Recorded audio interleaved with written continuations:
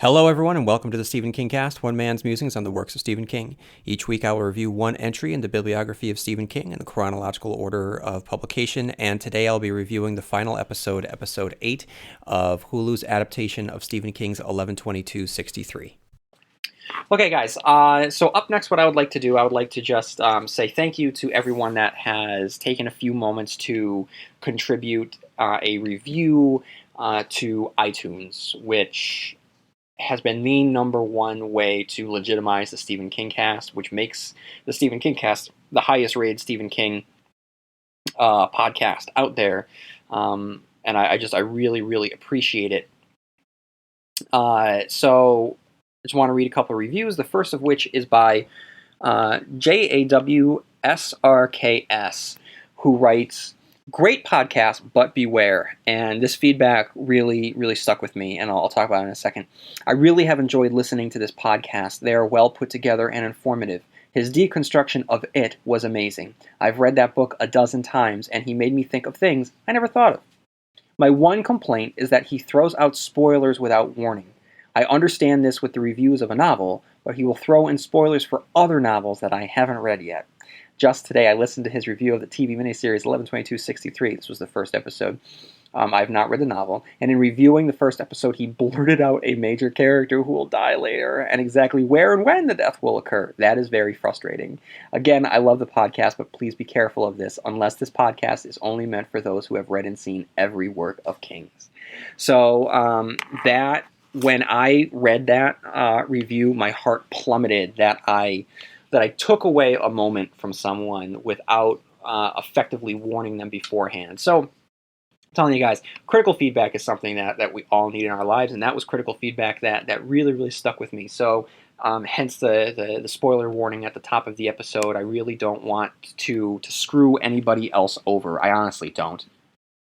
But I will say that from here on out, the Stephen King cast really is designed to be listened to by people that have that have read and know the Stephen King works through and through.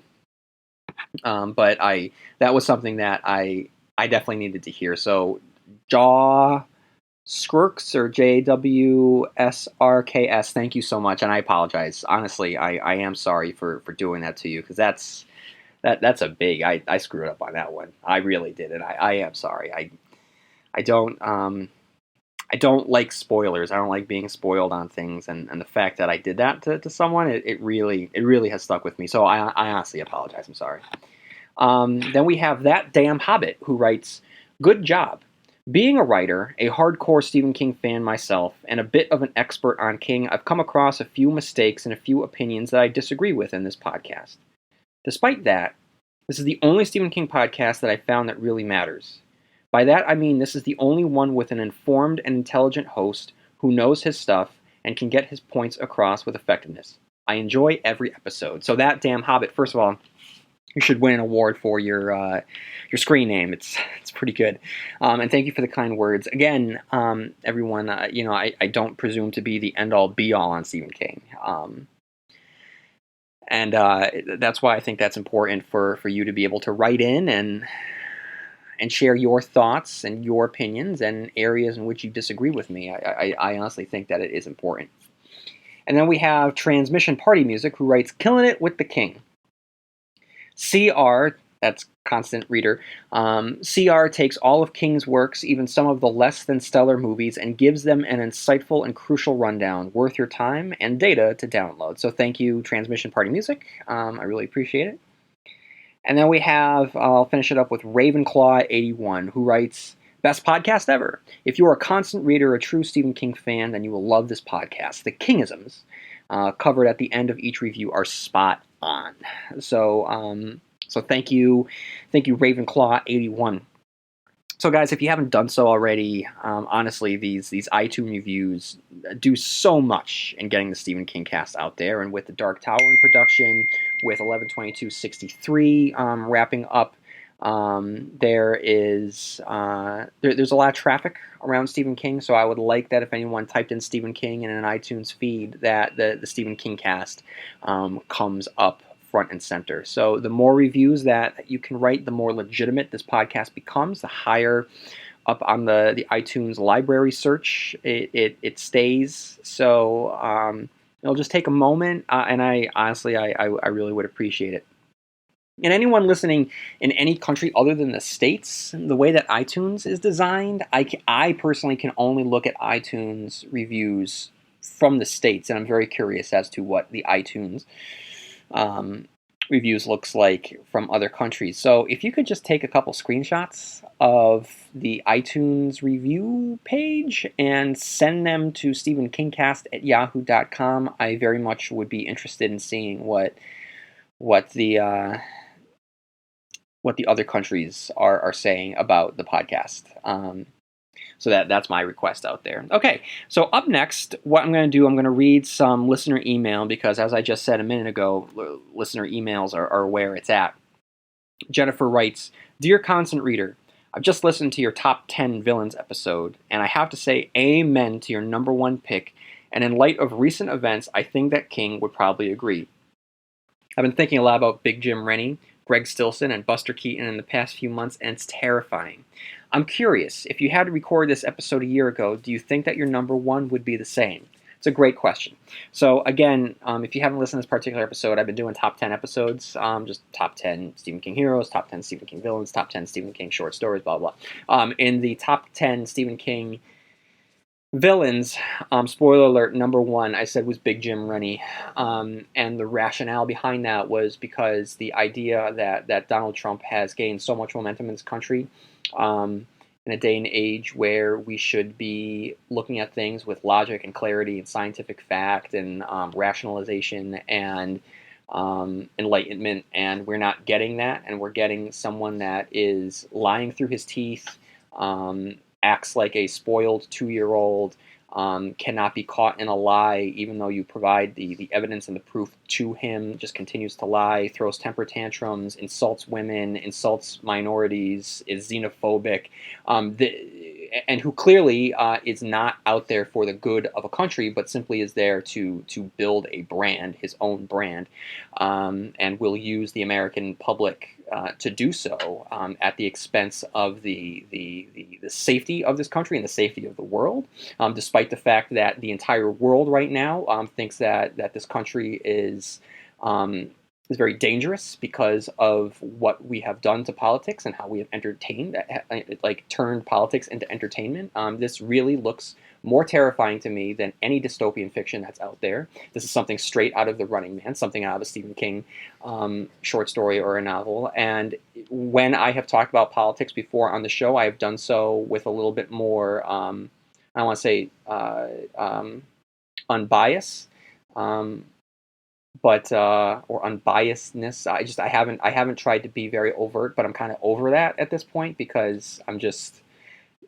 Look, I mean, clearly I'm very liberal, and it's not as though I don't. I understand some aspects of being a Republican, being conservative. I think that there are great conversations to be had, and I think there's worth within the GOP. I'm not going to deny that. But I mean, come on, guys. I mean, Donald Trump is not it. He's not the answer, and there's so much evidence to point that he's just not the guy for the job. First of all, why do you want someone to run to get a job where he's never even held any sort of similar job in the first place? Like he's not qualified. He has to have some sort of background to do this job. He doesn't have it. I don't know. Before I get on a tangent here, and I'm already going on that tangent, I would love to have a Republican in the White House that kind of offers the not an antidote. That's definitely the wrong word, but just a different opinion, a different philosophy. I think that that's healthy for the country, but it can't be this extreme. It can't be this hateful. It can't be this bigoted. It can't be this this unintelligent, uneducated. It can't be this. It can't be this. It can't be. It can't. And it can't be because we've seen what happens in fiction. And this is why fiction is so important, because it blurs what we imagine and what is real. And in this blur, we have seen what happens We've seen it. And Stephen King is just an example. I mean, with Big Jim Rennie, we've seen it. We've seen it with Greg Stillson. And on my iTunes feed, my Twitter handle, and my Facebook, I've put out some Make America Great Again screenshots with Greg Stillson. It's scary how accurate it was. And the Dead Zone came out in 81 or 84 or something like that, but it's dead on. I mean, Greg Stillson was a buffoon in the eyes of every single person that encountered him. And every single person thought that Greg Stillson could not ever gain any sort of power because people would see right through that buffoonery. But Greg Stillson spoke to a particular contingent of the American public who liked it, who thought that it was entertaining, who thought that the man was a man of the people because he told it like it was, and he entertained us, and it's happening for real before our eyes. And it's scary stuff. So my number one pick was Big Jim Rennie, who I felt was the refined version of the Greg Stillson character. And like I said in that episode, we just have to watch out in this world because there are Big Jim Rennies, and unfortunately, one is very well may be the president of the United States, and it's a very, very scary thought. In the end of 11/22/63, Jake goes back to a dystopian, blasted, bleak future that's burned out, and that very well could be the future of America. Whether or not it's a physical burnout, a physical blasted landscape, or just an ideological and emotional one where just America just becomes shattered, hollow-out husk of greatness that it once had been. We're better than this, is what I'm trying to say. We're better than this. So let's aim higher, guys. Let's not try and be the Big Jim Rennies of the world, I guess is what we can say. Let's try and be the Alan Pangborns, please. But no, a year ago, I probably wouldn't have picked Big Jim Rennie as the number one. I probably wouldn't have. I probably would have picked either Pennywise or Randall Flagg, but not Big Jim Rennie. So let's see. So Jennifer continues. Rennie is probably the most memorable part of Under the Dome and all of King's characters. I hate him the most. Spoiler alert, guys. I was really upset by his death because I needed him to see everyone in Chester's Mill and the rest of the world turn against him. I needed to be confronted by his own hypocrisy and face blame for the destruction he had caused. But I guess in real life, we don't always get comeuppance. And for a character so deeply rooted in reality, his death is probably fitting. Facing the consequences of his actions probably wouldn't matter to him anyways. He would either spin the story to shift the blame or flatly deny the truth. I think the worst punishment is his ignorance and the fact that he has to live in his own skin. It doesn't matter how he sees himself. The survivors of Chester's Mill see reality, and they will tell the world even if he's not alive to see it. History will remember him. I was excited about Under the Dome television series until I watched the first episode. I have numerous problems with that show and felt a little bit like the yellow card man trying to keep everything straight in my head. My biggest problem was that I just hated the casting of Hank from Breaking Bad's Big Jim. What? Hank is one of my all-time favorite television characters, and for the same actor to play the character that I despise? The disconnect was just too much. My husband was still on board for the first season, but I shifted over to hate watching very early on. Now, I thought personally that Dean Norris was inspired casting for Big Jim Rennie. I knew that he would be able to play a arrogant blowhard out for his own good because, I mean, Hank did have shades of that within himself on Breaking Bad. So I knew that he'd be able to play it. I just, like anything else in Under the Dome, it failed to live up to the potential of the source material. Jennifer continues, I'm loving your 11/22/63 reviews, and I find myself mostly agreeing with you. Sometimes I can get down with Franco as Jake, but sometimes I feel like he's acting in a high school play. And speaking of plays, Of Mice and Men section is one of my favorite things about the book, and I was disappointed to see it reduced to a single sentence in the miniseries. And Jennifer, amen on that. And then she continues, my quartets. So in one of the previous episodes, I shared a listener email who said if I were to comprise a quartet based on Stephen King characters, who would that quartet be comprised of? If I were able to do the same of psychics, who would the psychics be? So I think that this is a great exercise. I would love for everyone to participate. Jennifer writes that her psychics would be adult Danny Torrance, adult Charlie McGee, Carrie White, Abra Stone. So there's our psychics, and then our gunslingers: Alan Pangborn, Nick Hopewell, Dolores Claiborne, Larry Underwood. My honorable mention is kind of a cheat because he's a what might have been character. I would love to see who Harold Lauder would have become if he stayed in Boulder and grown into Hawk, or the Harold Larry followed across the country. He's the gunslinger who got away. And I realize that most people would probably disagree with me, but I will not disagree with you. When I read that, that really took me by surprise. I mean, that's one that I don't think that any one of us would have expected, but remember that Harold Lauder, who's probably one of Stephen King's most hated and reviled characters that he's ever created, also was the character who at one point showed that he could have been the best of us. He's the foil to Larry Underwood, Larry who started out kind of on the bottom and on the rocks, being very selfish and wound up becoming selfless. And there was a moment where their journey was kind of flipped. And there was a moment where Harold was going to redeem himself, but then he just gave in to temptation.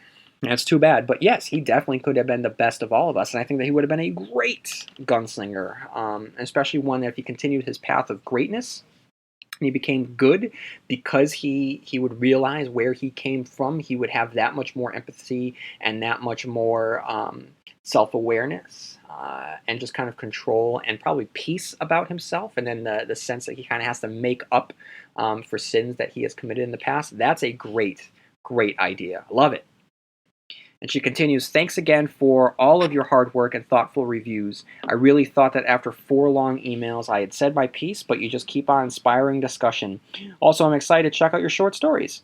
Thank you for letting us know about those publications. Have a great day, Jennifer. Jennifer, thank you for writing in again, and thank you for seeking out the short stories. I hope that you like them. And guys, if you have checked out the short stories and want to just send me an email and give me any sort of critical feedback, whether the feedback is, yeah, it was fun, or dude, give it up. Either way, I really would like to know. Thank you. And then up next we have Carl, who writes. Carl, who writes again. He writes, hey again, still really enjoying the podcast. Please keep up the awesome work. I was kind of intrigued by the last episode's listener's email and formed my own quartet. So again, going back to what I just discussed. Here they are in no particular order. Jack Torrance. Much like Father Callahan, maybe this could be an effort to gain some sort of redemption on Jack's part. It's not like he was actually a real villain, but merely a vessel for the Overlook. I have to agree with you on this and go with Alan Pangborn as well. He is the epitome of a gunslinger in my book. And instead of Larry Underwood, I'd pick Stu Redman. In a way, he kind of reminds me of Roland, a man of action and yet few words. The last position holding the anchor would have to be Dale Barbara, a natural-born leader. I couldn't really come up with a quartet of psychics, but I think I would include Carrie White in that fold and was surprised that you didn't. Could you imagine her and Danny working together? Pretty scary and awesome at the same time. Always a pleasure, Carl.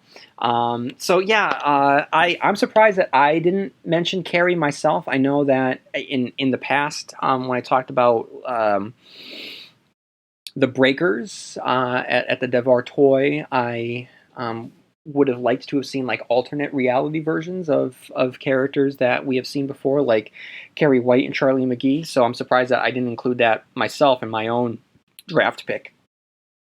And up next we have Lauren, who writes, Dear Stephen Kingcast. I was actually intending to write this email for quite a while, but let's say that real life got in the way. I think that the idea one of the listeners brought up about psychics and gunslingers is a brilliant idea. In terms of our 4 gunslingers, I would choose Mike Anderson from Storm of the Century. This was actually a character I needed some time to warm up to, but once I did, he became one of my personal favorites. I chose him because he'd know how to keep the team together in a crisis, whether it be small crises. I'm thinking of the beginning of Storm of the Century when he's trying to keep the customers from panicking, or when he helps Pippa's head out of the stairs, or large ones. He just refuses to be intimidated by Linoge, even though he ultimately gets punished for it. Interesting thing is, I don't know if I'm misinterpreting or not, but I think even Linoge has some degree of respect for him. Like he's the only person on the island, except for the kids, he doesn't treat like the dirt beneath his shoe.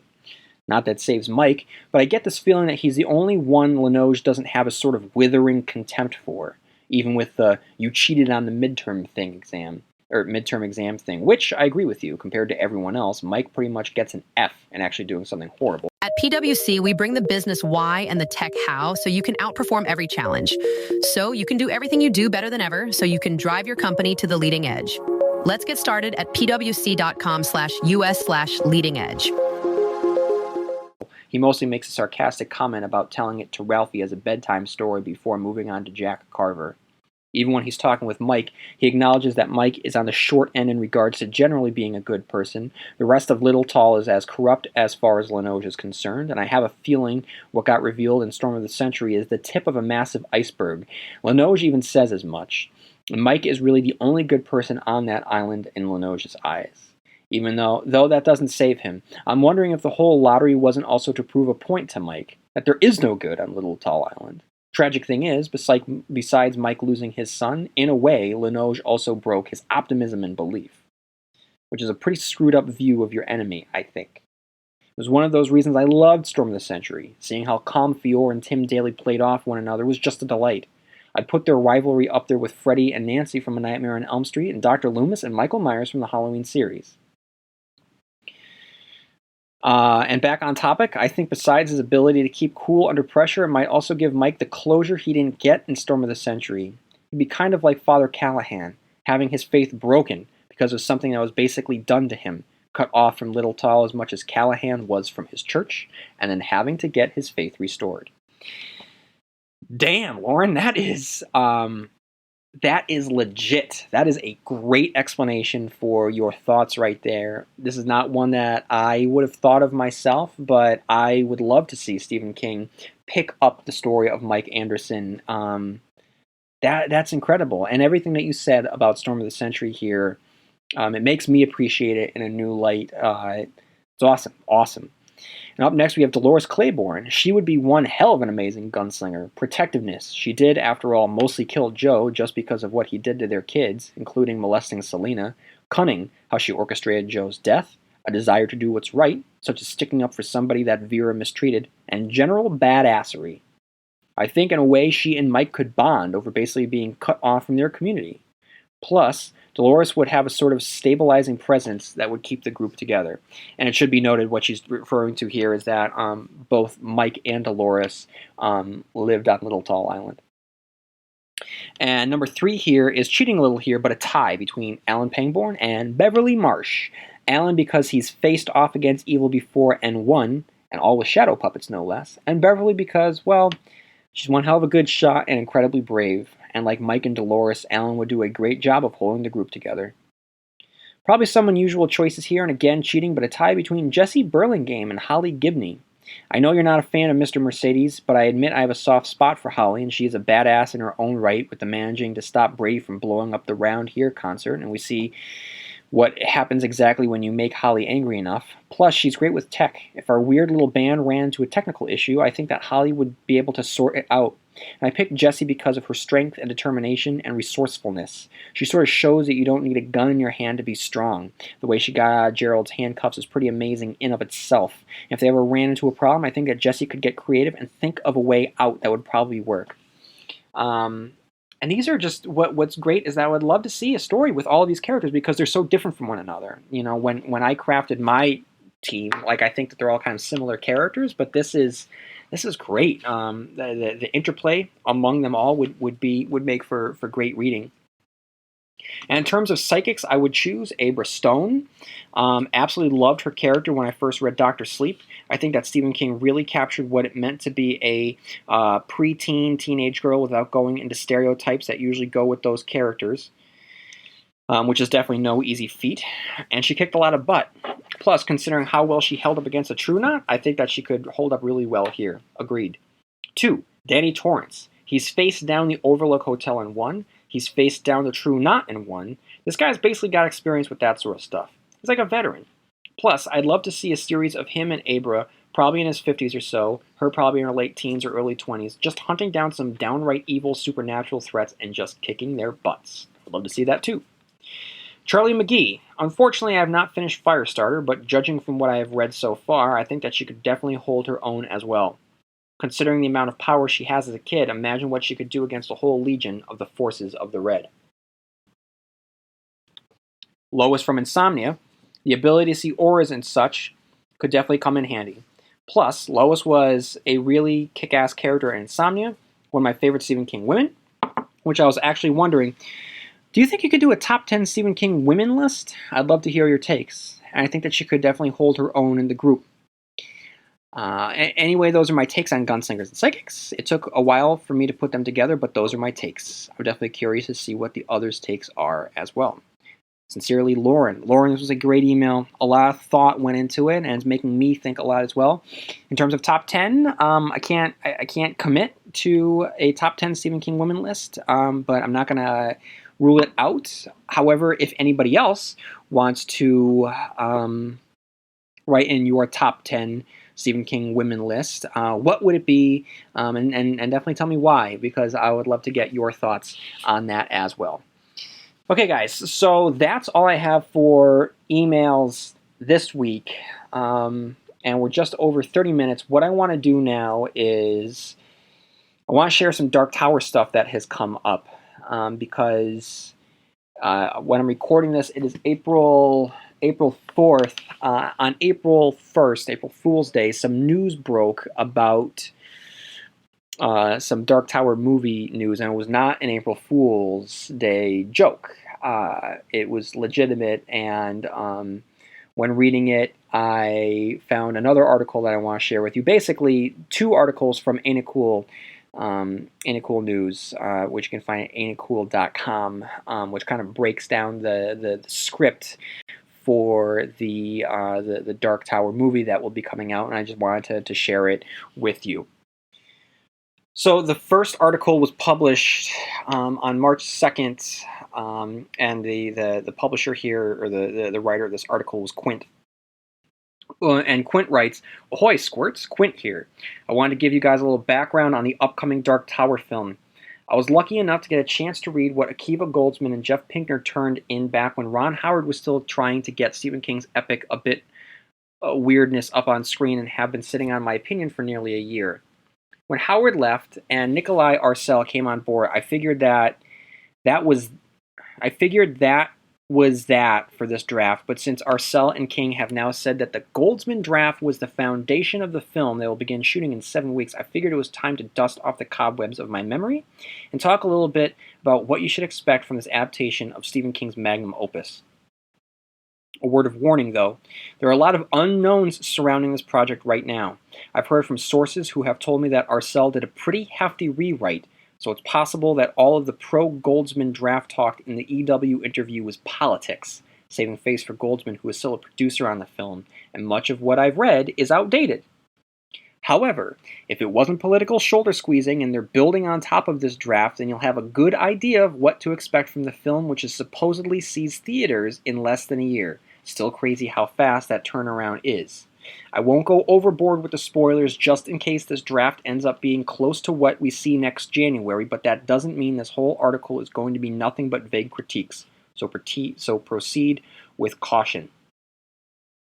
In that EW interview, King said he insisted that the movie opens with his famous first line, "The man in black fled across the desert and the gunslinger followed." That would make for our first big change from this draft, which does not begin in a desert, but in a seemingly happy suburban neighborhood. The man in black walks the Norman Rockwell streets as kids play and adults sit on porches sipping drinks. This is divertoy, which means nothing to non-readers, but fans will know it and get a handle on why they're starting here. For non-readers, I'll say that there's a mysterious structure called the Dark Tower. The man in black is hell-bent on destroying it, and this town is an instrument to do that, although this wasn't introduced until much later in the series. If the movie is indeed starting off with the man in black fled across the desert and the gunslinger followed, then we can assume this is out. How could the man in black be fleeing if he's hanging in the peaceful Devartoy? It also means that we're very likely to meet our main character Roland earlier than this draft, which doesn't happen until about almost 15 pages in. This is all good news because the first act is the worst part of Goldsman and Pinkner's adaptation. They start it weird and then spend time with young Jake in modern-day-ish 2011 in this draft, New York. Jake is having nightmares about what's going on in Devartoy and is seeing a psychiatrist because he feels torn between his own world and what the adults in his life believe is an imaginary world. The psychiatrist chat is hands down the worst part of this script. They totally play to the cheap seats. Within 5 minutes of the movie, they have Jake fully explain exactly what the Dark Tower is while talking to a stuffy psychiatrist in an office somewhere. In other words, they reveal the mystery of the title in the most boring way possible. It'd be like the end of the pilot of Lost. Like at the end of the pilot of Lost, Charlie says, "Guys, where are we?" And someone sits him down and explains exactly what the island is and what that strange creature in the trees used to be. Or, in a more relevant comparison, and this is me speaking here, it would be like if we see these great superheroes that we've never seen on screen for the first time, not through larger-than-life introductions to the viewer, but through video cam footage cobbled together by Lex Luthor, and then who happens to give them not just introductions to us, the viewer, but actually names them Aquaman, Wonder Woman, Cyborg, and The Flash. Of course, this is a condemnation on the movie that just came out, Batman vs. Superman. So Quentin continues, but we don't have to worry about that anymore. Hopefully, I just want it to be on the record that it was a stupid decision that completely undercuts any ability to wow the audience with discovery as Roland's quest unfolds. Another tidbit from the EW interview was the revelation that a good amount of the film takes place in our world, which threw many fans for a loop. In the books, a lot of the time is spent crossing between Midworld and ours, known as Keystone Earth, but none of this happens in the first book, so what gives? Jake is what gives. Goldsman and Pinkner decide to fold in Jake's journey to Roland's world from the Wastelands, complete with the fight with the Guardian in the old haunted house, with his entry into the Gunslinger. They also brought in elements from Drawing of the Three, such as the Lobstrosity attack and Roland getting sick, which has the third act being Roland and Jake in 2011 New York looking for medicine and evading the Crimson King's henchmen, who are animals in human masks known as the Taheen or the Low Men. The Manai are also introduced. I'd say the breakdown is about 60-40 Midworld to our world. If you're a constant reader, your head is probably spinning a little bit right now. Lots of changes, but take my word for it not to get too hung up on those changes. They make the very smart decision to start Roland off with the Horn of Eld, which is something I've been saying the adaptation needs to do since J.J. Abrams got the rights way back when. And guys, a lot of you have said the same by writing into me that if you start off with the Horn of Eld, it's a good way to make necessary changes because it still has a link to what we've read, but at the same time, it is a bit of fan service to acknowledge that we can go off on a new path. And Quint continues here. This small change allows them to kind of do what Abrams and his team did when they rebooted Star Trek. You can change things now, and as long as you get the characters right and make it recognizably the same universe, you have a license to make any tweak you want. So what of the Gunslinger book does make it? The showdown in Tull takes up most of the first act, and Roland's reluctant bonding with Jake is most of the second, but it is done much different than it is in the book. Jake's not a confused child who doesn't know why he's there. He's the one on a mission, convinced he's meant to help Roland find the Dark Tower, which is something Roland has no interest in. He's only after revenge. He has given up protecting the tower in order to focus on killing the man in black. This Roland is a shell of a man. He has his feelings on lockdown, much like the Roland from the books, but he's also worn out, defeated. It's an interesting take that took me a little while to warm up to, but I like how they used his growing feelings for Jake to kind of set him back on the path. Jake is almost more of a central figure in this draft than Roland himself. He's not only Roland's moral compass, but he's also a MacGuffin. They give Jake telepathic powers, which sounds silly, but it's not like he's throwing people around with his mind or anything. He sees things, is sensitive to thin spots between the worlds, etc. They even call it the Shine, a nod to King's Shining. He's powerful enough to be of interest to the man in black who wants to use him to destroy the Dark Tower.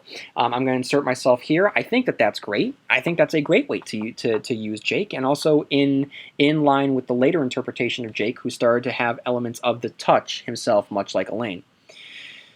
And so Quint continues, while I have issues with much of the script, I have to give them credit for nailing the Roland-Jake relationship. In a relatively short amount of time, you feel that Jake sees Roland as a father figure, and that adoration touches something deep inside Roland's stony heart. They also get another important aspect right. They peppered the world with King references. Before shared universes were popular, it was the Dark Tower series that blew my mind. It was the linchpin for all of King's stories. Characters from other books wandered in and out of this story, including the Man in Black, who was also known as Randall Flagg in The Stand. I noticed references to It, The Stand, Pet Sematary, Parts in Atlantis, The Mist, Carrie, Firestarter, and The Talisman. None of them seemed forced, but added flavor to the world. And I'm going to insert myself again. That's awesome. And I've been talking about this for a while, guys. I think that's important to throw those Stephen King Easter eggs in there. It just makes it that much rich a meal to ingest. And then Quint continues, we can only hope that carries over to the movie that Arcel makes. It's the one series where references are more than fan service, but actually important to the unfolding plot.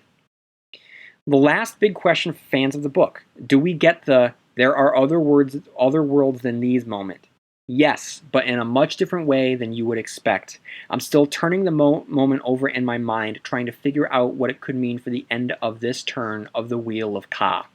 Fans know this is a crucial moment in Roland's journey, and I think the way they did it in this draft could very possibly give us a different outcome than we saw in the novels. Sorry for the vagueness on this aspect, but it's a big moment, and I don't want to be the asshole to ruin it for somebody. Hopefully it was clear enough for readers of the book to ken what I was getting at. So, looking at this almost 2-year-old draft, what can I assume makes it through to the shooting script? I'm guessing the structure will be pretty close to what I read. The Jake and Roland stuff is strong, and is the emotional heart of the story, so I bet that will remain the focus. Nothing about Roland's backstory, like his training with Court, was in this draft, and I doubt we'll see any of that in the eventual film either. King said that they're still holding the young Roland stuff for a possible TV series, which makes sense, so don't expect any of that to be more than mentioned in the movies. The Taheen are the stormtroopers of the Crimson King, the big bad, the Man in Black's boss, and it sounds like they're going to be in even more of the shooting draft than the one that we've been discussing the last few thousand words, considering they're announcing Abby Lee is playing a Taheen named Tirana, who didn't appear in the story until the final book. Deadline promises that she's the star of the Gunslinger, but I don't see how that could possibly be the case unless they're going off the reservation. That's a possibility, but if I were a betting man, I'd say they're filling the town of Tull with Taheen instead of ignorant people of the wastes from the book, and that Tirana will be the ally role, someone who gets close to Roland before tragedy strikes. That way Roland can do what he does in that town and not be as much as a monster.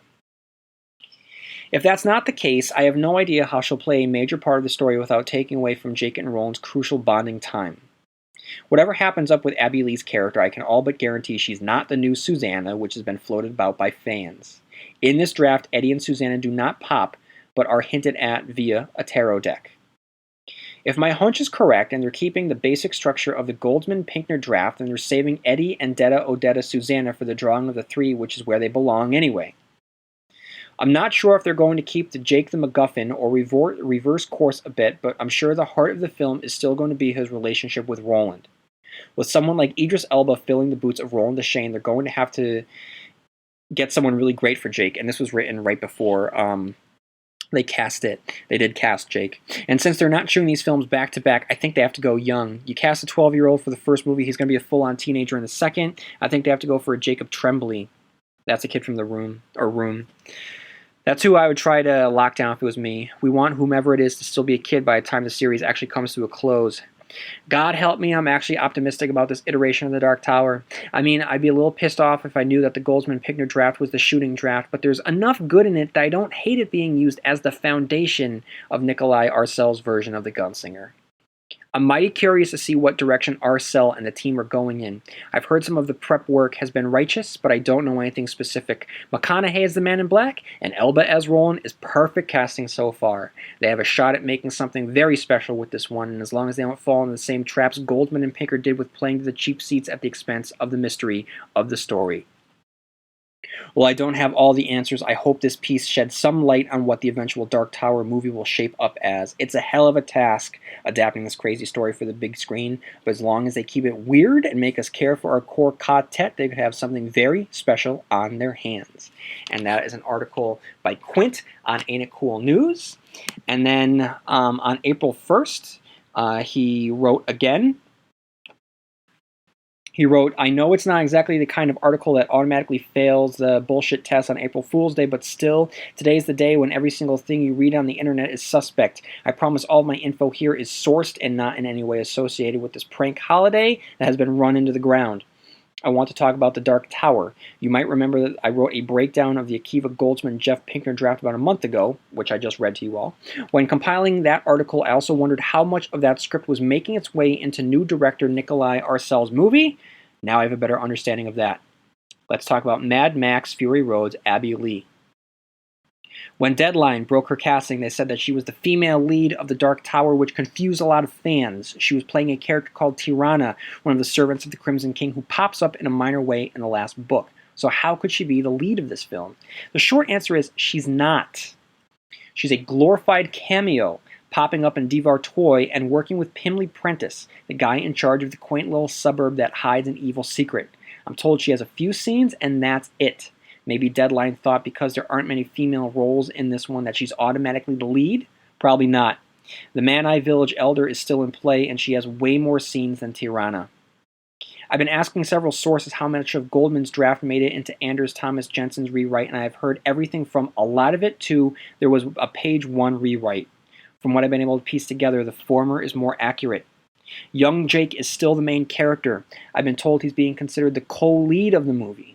And my understanding is that the structure is more or less the same as the Goldsman-Pinkner draft, meaning the focus is Jake trying to find a way from our world to mid-world and being pursued by the Man in Black for his power, which could be used to destroy the Dark Tower and free the big bad of the story.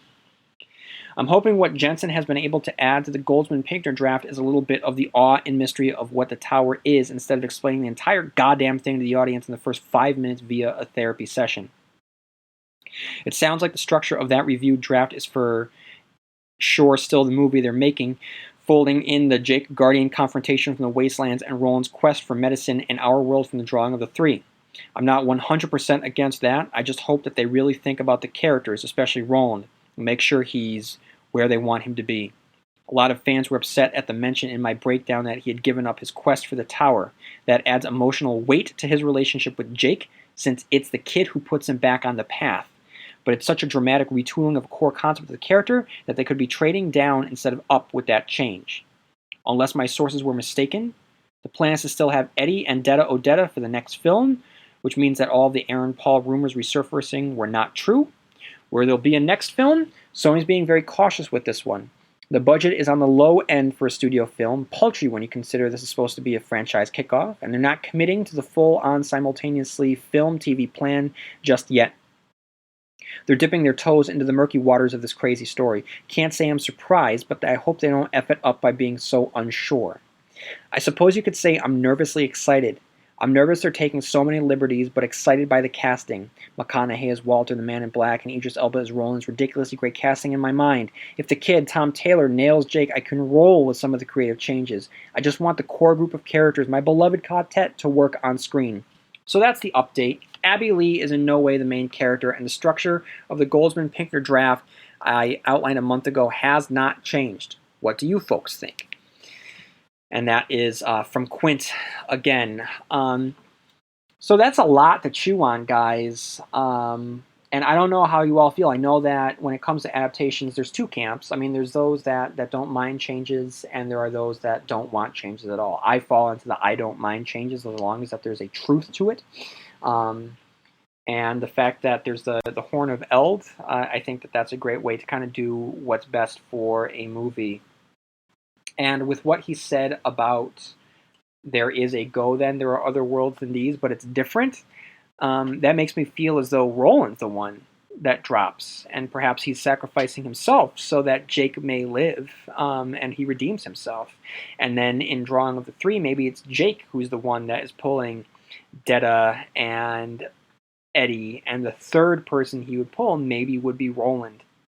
And this is the redemption of Roland. That would be such a great way to show how faithful it actually is to the text, by showing us that really what they're doing is telling what's happening on the next go-around of the cycle of Ka, and not merely adapting the cycle of Ka, or this revolution of Ka that we read about over a period of 20-something years in the pages of the Dark Tower series. I think that would be really, really cool.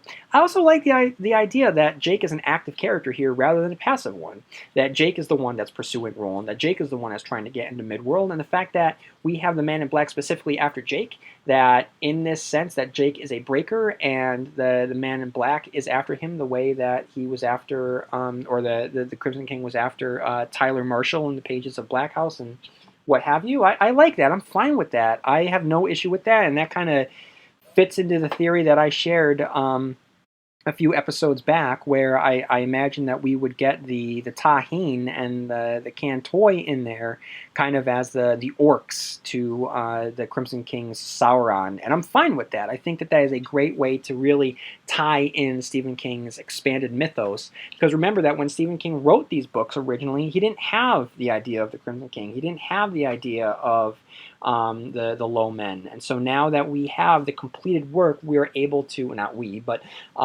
powers that be are able to craft a story in which you're able to draw from these iterations. So I'm fine with that, guys. I'm reading this. It gets me excited. I can see how it might get you a little freaked out, but it gets me excited, that's for sure. Okay, now at an hour, I think it's time to review the final episode, 11/22/63. So we're off to the races as we begin with Jake and Sadie speeding through 1963. So again, as I have said before, the production design on this show is wonderful. I mean, the 60s look vibrant and tactile. It is such a rich setting that you feel like you can just reach through the screen and touch it. The past keeps pushing back, and it gives Jake an ominous warning in the form of Frank Dunning, who appears in the crowd, and a second later, Sadie is grabbed by her ex-husband. It's a creepy visual that feels very Stephen King, so much that I'm surprised that he himself didn't dream it up in the book. It adds a nice extra little touch to the tension and adds a shit is getting crazy element. This is one up when a car comes out of nowhere, its only purpose to seemingly run down the couple. After the credits, we pan in on Oswald himself, who creepily tells himself, "They will know your name." And as Jake and Sadie break into the book depository to run up the stairs, did anybody catch the Stephen King Easter egg scribbled on the wall? Eagle-eyed fans will be rewarded when they see that the word red rum is right there. It's a nice little touch, adding a little bit of menace for those who know the meaning of that word. Gotta say, this moment is pretty tense. The seconds tick-tock closer to that fateful moment. The motorcade makes its way down the street. Jake and Sadie race up the stairs. Oswald steadies his gun, and Jake stops Lee before he gets a chance to fire the fateful bullet. Unlike the book, which resulted with the immediate execution of Oswald, we get a little cat and mouse in the depository, resulting in a fistfight between the two, which ends with Jake managing to shoot Oswald through the heart with his own rifle. And then comes the realization that Sadie has been shot by one of Lee's wayward bullets. They have a by-the-numbers goodbye, and that's it. That's all she wrote for Sadie. And after Jake is taken away by police and the G-Men, there's our second King Easter egg. As I mentioned, Old Sparky. Fans of the Green Mile will be able to tell you what that means. Jake takes center stage in the new timeline as he's shepherded through a sea of reporters clamoring to know the man who seemingly took a shot at the president. In the interrogation room, he goes through his story. Jake, knowing the facts of history, has a one-up on the Dallas police officer and Agent Hosty, and starts turning the heat on them. This was one of my favorite scenes from the book, and I think that it works very well here. And then, despite Sadie's death, Jake's mission is all worth it when the President and the First Lady call him to say thank you. As Jake prepares to head back to Lisbon, he dreams he sees Sadie waiting for him, reading From Here to Eternity, as she was on the day that they met. Again, From Here to Eternity is the relationship touchstone that defines their relationship in this adaptation rather than the dance from the book. And the title is one that resonates with the time-traveling nature of the plot itself. Back in Lisbon, Jake makes his way to the rabbit hole and enters into a blasted American future. It's an aspect from the book that I absolutely did not expect to see adapted in the show. And hey guys, Easter egg number 3, Captain Trips is graffitied on a nearby building. I was so happy to see that. He runs into Harry Dunning, who is drastically different from the janitor he was before Jake left. We see that Jake's involvement changing the past of both Harry and JFK has had significant results. Harry here remembers Jake as the man who saved his family and murdered his father. It's a nice moment, guys. One that's not in the book. In the book, we had a similar conversation between Jake and Harry's sister. Here, I think that's more potent for it to happen between these two. From Harry, we get a condensed history lesson on a new timeline, which is full of refugee camps, violence, and the bombs. Here, Jake realizes that instead of fixing things, he has made things worse, and goes one more time through the rabbit hole. And it's exactly what it always was, except now Jake sees Sadie in the car full of girls. Remember that earlier in the show, Sadie revealed that she had been in Lisbon before. So this isn't a dream. This is legit, and Jake pursues her to the restaurant and proceeds to rattle on the details of her life, which, despite the fact that she's giggling through it, has to be creepy. And I didn't take the time to go back and watch the first episode again, so I don't remember, but let me know, guys. Let me know what this means, and whether or not Sadie actually was in the convertible that rode by. I don't remember it one way or another, so I don't know if it's kind of a retcon or whether or not she was always there right under our nose the entire time. I'm kind of hoping that the answer is yes, and I would like for them to have snuck that in without me even really realizing it. But just let me know if she actually was in the pilot, if she always was there at that moment in 1960 when anyone goes through the rabbit hole in Lisbon. So before Jake is able to profess his love and get to know her again, he's interrupted by the yellow card man, who reminds Jake that it will always end the same way. She will always die. Now, the show cheeses it up at this moment.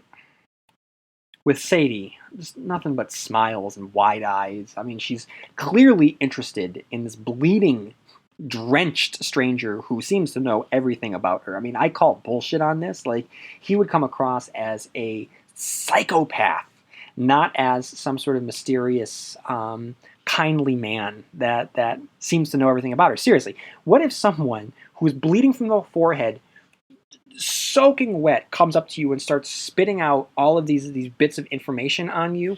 I think that you'd be creeped out and you wouldn't want to approach them, and yet Sadie does. Whatever. So, listening to the yellow card man, Jake goes back to the present, and he continues to be the crappy teacher that he always was. The only thing that's different here is that he doesn't have his goatee. And like any good teacher, he's so mopey at his job that the students have to ask if he's okay. And then he's cheered up by the brain-injured custodian who was just turned down from a promotion. So I'm glad that all of this has turned Jake into the best teacher that he can be. Jake then returns to Jody to be there for Sadie as she wins the Woman of the Century award. And thankfully, they've decided to cast an age-appropriate actress for Sadie and not Sarah Gadon in old age makeup. I was very, very worried that if they were going to do this, that this is what they would do. But thankfully, they didn't. Then old Sadie reads a poem that Deke apparently used to, though we never saw any evidence of this ourselves, and the poem naturally speaks to Jake's journey. And then Jake takes the dance floor with Sadie, dancing slowly to Sam Cooke. It's nice, it's sweet, but does not pack the same punch because they don't have their song the way that the book did. And this was a missed opportunity, honestly. Why wasn't this song the first song they danced to as they chaperoned? Or the one that they danced to other times? Or any other number of songs that the producers could have come up with? I think it's a huge missed opportunity on their part. And that's it. The door closes on the two on the dance floor and on the adaptation of 11/22/63. So guys, like I said last week, I mean, my thoughts last week didn't really change. I kind of give my summation at the end of last week's episode. What worked, I would say, man, guys, the production, oof. I mean, a lot of detail was put into the production here. It looked great. This was a great looking show. 8 episodes of meticulous detail in the costumes, in the cars, in the set designs. Like, it looked how it had to look in every place that they went to, whether it was Dallas, whether it was Jody, whether it was Holden, whether it was Lisbon, Lisbon in 2016 in our timeline, or Lisbon 2016 in the blasted future. I mean, the show looked awesome, and I'm very, very happy with that. I'm also happy with the Stephen King Easter eggs, having Annette O'Toole, who played Beverly Marsh in the 1990 adaptation of It, show up in a scene that was basically Derry, Maine. Like, that was a nice shout out. Having a 58 Plymouth Fury front and center, having Red Rum, Captain Trips, Old Sparky mentioned. These are all someone saying, "You're my number one fan," or "I'm your number one fan." Like, these are all, like, these are things that need to happen more. I mean, seriously. Stephen King's been writing since 1974. There are so many things that you can populate anything if you adapt it. And like I just read from the Quint articles from Ain't It Cool News, the fact that the shooting draft originally for the Dark Tower movie is just peppered with Stephen King references. I think that that's great. And all of these Easter eggs here, I don't think that they detract at all. I think that they heighten the experience for a Stephen King viewer. I mean, it's not so blatant that it takes you out of the moment, but it does put a smile on your face. Much in the way that in The Mist by Frank Darabont, when Tom Jane's character, David, is, he works for a studio, and he's, I almost had it. What is I can't remember the famous the famous artist who makes those posters. Drew, not Straczynski. It's gonna bother me. I'm gonna, as soon as I'm done talking here, I'm gonna remember what it is. But the fact that he's that kind of artist, and he's doing one for the Dark Tower, that's awesome. Like, that's such a nice little moment, and I wish that there was more like those in Stephen King adaptations. And I know that there's been mentions of Shawshank and Castle Rock and blah blah blah, but I like the fact that 11/22/63, I think, did it more than any other adaptation that I've ever seen before, and could have done more. But I really liked with what they did there. I thought that was great. I thought that between the casting of Chris Cooper and the use of Bill Turcotte, I think that the mission of trying to determine whether or not Lee was working alone, and the importance of stopping him from killing JFK, I thought that it was done very, very well. I think that they chose to make that the focus. I'm going to get to that in a little bit, but how they chose to do it, I thought that it was done very, very well. The casting, kind of, and I'm going to get back to that in a little bit, but I thought that the casting was great. Sarah Gadon, I don't know how to pronounce her name. I think that she's the MVP here. I thought that she was inspired casting as Sadie. Who just, I mean, this woman, this actress, I mean, she just turned it, whatever that it is, that intangible X factor, and she turned it on in every scene she was in. Like I said earlier, I mean, when she meets him again at the diner and she's all wide-eyed and smiles, I mean, like, how can you not fall for that if you're Jake? But she also had strength when she needed to, and I felt that she had the acting chops to be able to pull off more. I think that the screenwriters could have given her more to chew on and make her more of that fully fleshed character that she was in the books. But any failings that the character in the adaptation had nothing to do, I don't believe, with the actress, who I think was dynamite in the role. Fans of this podcast will know that I believe that the Jake and Sadie relationship is the end-all be-all love story that Stephen King has given us.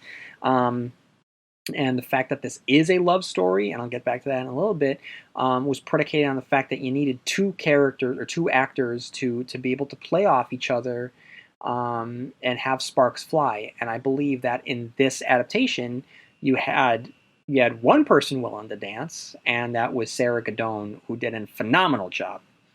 I would say that Daniel Weber might have stolen the show as Lee Harvey Oswald. I mean, he imbued this role with so many tics and characteristics and idiosyncrasies that every scene he was in. Like he just crackled. It was incredible. I loved watching how these scenes. He did such a great job in this role. And actually, this is another example of why I thought aspects of this adaptation were good, was that we got out of Jake's head. It wasn't just a Jake POV. We got to see the POV from other characters, specifically Oswald, which was very important to show the reasons why a person would put himself in that position of killing the President of the United States. You don't necessarily side with him or feel sympathetic to his plight, but you understand his twisted rationale in that moment. And he becomes less of this boogeyman, because, like I said in the book, like, he does transform for a moment. He's this like demon, and I'm glad that that is removed entirely, and he's just a man, a very, very flawed man, who believes that he was doing something great in that moment. And from his relationship with his mother, to his wife, to his child, like, you get a full picture of Lee Harvey Oswald, played by Daniel Webber, who honestly probably should be nominated for an Emmy Award. His role in the performance was that good. And if it was if the entire show was just about him, I think that it would have elevated the show entirely. Because it was fascinating. Every time he was on screen, it was fascinating. He was great. He was fantastic. And it's just too bad that other actors weren't able to rise to the levels that he was at. I mean, he was playing on a completely different playing field than anybody else on the show. I mean, and that's even including like Chris Cooper, who also was great. And, Chris Cooper, is given one of those roles where you're able, you get a veteran actor that comes in, it's able to shine, not really do much, but just kind of give what that actor is expected to do. And Chris Cooper was great. But really, it was just Daniel Webber. Daniel Webber was the man. T.R. Knight, as Sadie's ex-husband, he played crazy, like nobody's business. Like I said, I really liked how remote he was, but intense at the same time. How polite he was, but dangerous. I liked his balance of insanity and politeness, and unpredictability and manners. Like, it was very weird, very off-putting, very unsettling. He could have just played, your typical psycho, but he didn't. And he could have played like a sicko pervert, and he was, but that wasn't the thrust of who he was as a character. I was very, very impressed with that interpretation of the character. So, guys, I mean, I just through and through. And the actress that played, I can't remember her name. I don't have the notes off the top of my head. Who played Lee's mother also, rocked it. I mean, like, and Marina, like, everyone was good. Everyone on this show was good. And then we had James Franco, which is too bad, because there were moments where I was pro Franco. But guys, he wasn't able to pull it off in the end. I don't think. I did not buy his love for Sadie. I didn't buy his anguish. I didn't buy his story. I didn't buy it. I just feel like Jake, when he arrives in the dystopian future, I feel like the man that arrives at that moment should just be inherently different from the man that set off on the path in the first place. And he didn't seem that different to me. I mean, goatee aside, he just didn't seem that different as a person. He just still seemed kind of like Jake. And then when he goes back to the present and he's still a shitty teacher, like, nothing has changed for this character. I don't feel like he went on a journey.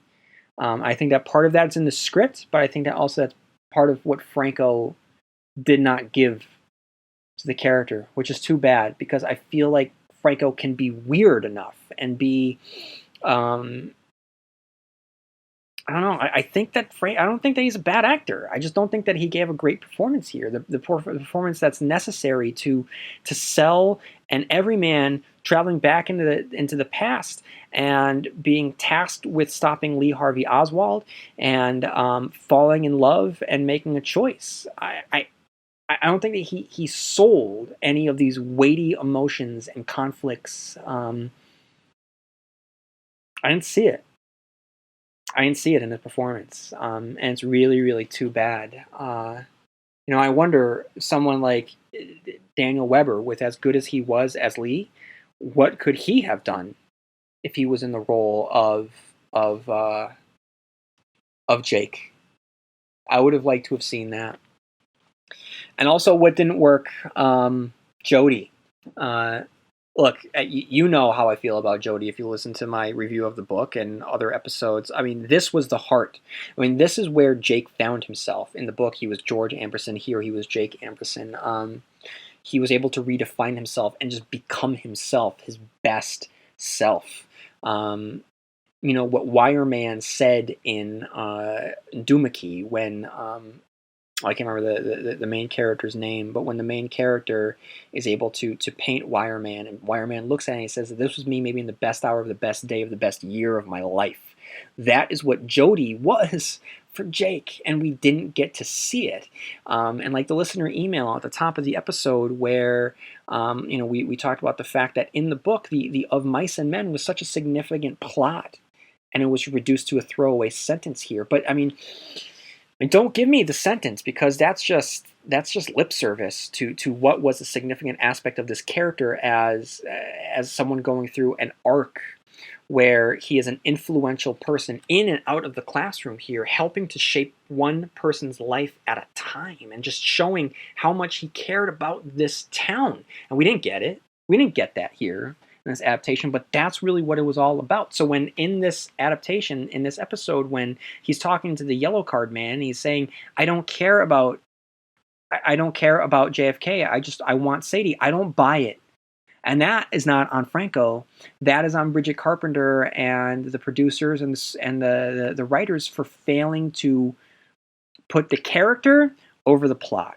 And Jody was a character, and the characters living in Jody, the setting, should have been the focus. And the focus here was always the assassination and stopping assassination. And that was the joy of reading the book, was that you think that you're going to get this plot-heavy roller coaster ride, and you realize that no, it's not that at all. I mean, it was just a mechanism to really tell a very character-based story about love and life and just being in the moment and letting life wash over you and being a part of a community and being everything that Stephen King believes in. And none of that was present here in this adaptation, and it's really, really too bad.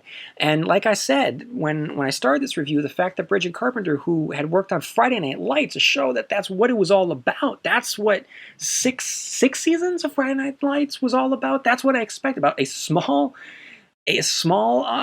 Texas town, and about the lives that lived in it, and how they interacted with each other and built each other up and played off each other and went through crises, but were able to get through it because they believed in their town of Dillon, Texas, and they believed in each other. And I felt that Bridget Carpenter would be able to take that and take Dillon and just transplant it in Jody, and we didn't get it. But if you feel as though you didn't get that and you did want it out of 11/22/63, just go watch Friday Night Lights, because it's all about this high school and the people that live in this high school, whether it's Coach or whether it's Tammy Taylor or whether it's any of the football players or anyone in this high school. Like, it's just about, they get that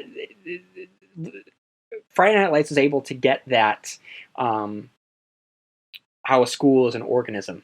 And it takes on a life of its own with many different working parts. And it's awesome, and it's incredible. And yeah, 11/22/63 failed miserably in all aspects of that, as the high school and Jake as a teacher. Like, it just sucked in that regard. So ultimately, I think that it was a nice show, but it wasn't a good show. Like, it looked good, but it didn't have the heart that it needed. I think that kind of failed on multiple levels. I'll never watch it again. But I was glad to watch it. I was glad to watch it and review it, but it's one that I really wouldn't. If anyone said, hey, should I watch 11/22/63, I'd say no. Just go watch Friday Night Lights. That's what I would say. All right, so like I said, the Easter eggs here are Red Rum, Old Sparky, Captain Trips, and that's what I saw in this particular episode. So that's all that I have. That's all the thoughts that I have. And if you have any thoughts, please write into stephenkingcast@yahoo.com. You can always follow me on Facebook, Instagram, TikTok, and Blue Sky. And if you have any time on your hands, leaving a review on the podcast platform that you use to listen to the Stephen King Cast would be greatly appreciated. So thank you, everyone. Have a great week, and may you have long days and pleasant nights. And I'll see you here next time where MOON spells Stephen King Cast.